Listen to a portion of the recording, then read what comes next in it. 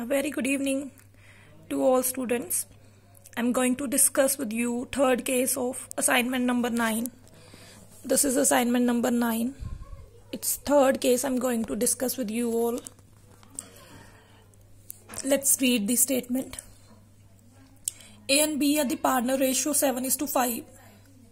They agree to admit C, their manager, into partnership. उन्होंने मतलब अपने मैनेजर को एज अ पार्टनर एडमिट कर लिया और उसको अब वो शेयर देंगे अपनी फर्म में.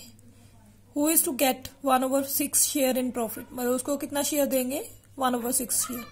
तो he takes this share as 1/24 from A से कितना मिलेगा 1/24 and 1/8 from B. Calculate new profit sharing ratio. As I already told you guys that sometime there is no need to calculate sacrifice if it is already given in the statement. जैसे कि इस example में देखो, अब मेरे पास ए और B.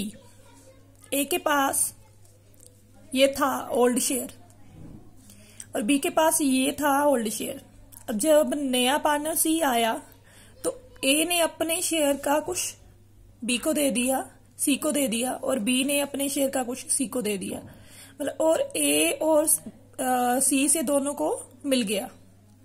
ठीक है ना, ए और बी से सी को शेयर मिल गया.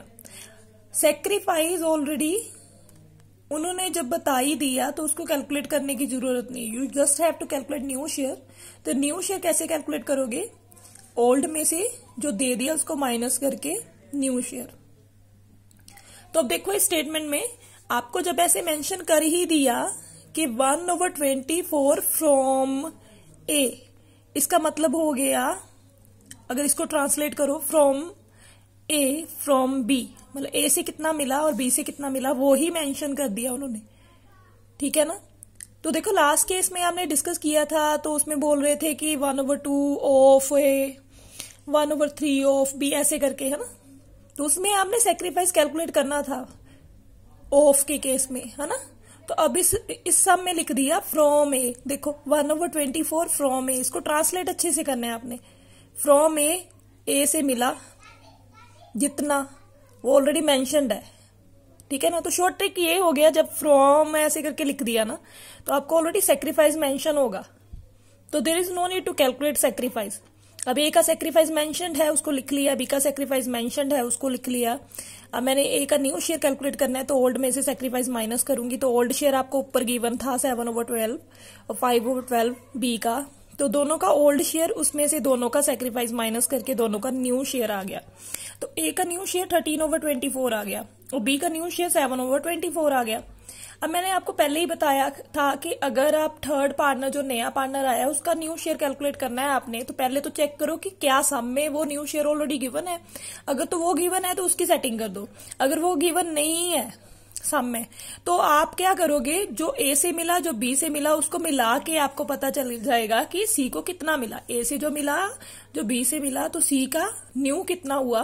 तो इसका मतलब न्यू पार्टनर का न्यू शेयर कई बार गिवन होता है सम में, और कई बार हमको कैसे कैलकुलेट करना पड़ेगा कि ए और बी का जो सेक्रीफाइस गिवन है उसको प्लस करके आपको सी जो नया पार्टनर आया है उसका न्यू शेयर पता चल जाएगा. पर इस सम में देखो आप स्टेटमेंट में यहाँ पर मेंशन है कि 1/6 शेयर इन प्रॉफिट, वो ऑलरेडी गिवन है उसको. तो अगर सम में गिवन है तो आपने जस्ट क्या करना है, इसकी सेटिंग ही करनी है. 1/6 शेयर लिख दिया आपने, तो आप 1/6 शेयर लिख के, अब देखो ए के न्यू शेयर का डिनोमिनेटर 24 था, बी के न्यू शेयर का डिनोमिनेटर 24 था.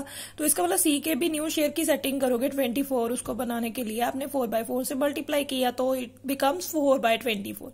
और दूसरा ऑप्शन हुआ कि जैसे कि आप दोनों का सेक्रीफाइस प्लस करके बी सी का न्यू शेयर फाइंड आउट कर सकते हो. मैंने और लिख दिया, मतलब दोनों में से एक मेथड यू मे अडॉप्ट.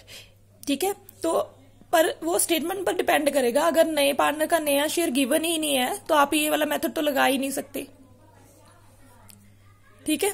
तो इसलिए अब आप इस सम में तो नए पार्टनर का नया शेयर गिवन था, तो मैंने इस वे से भी कर दिया है उसको, और दूसरा मेथड कि सैक्रिफाइस को प्लस किया, दोनों के सैक्रिफाइस को प्लस करके भी पता चल गया मुझको कि सी का न्यू शेयर कितना है। जब सी का न्यू शेयर पता चल गया आपको तो आप उसकी सेटिंग करोगे जस्ट लाइक ऑल सम।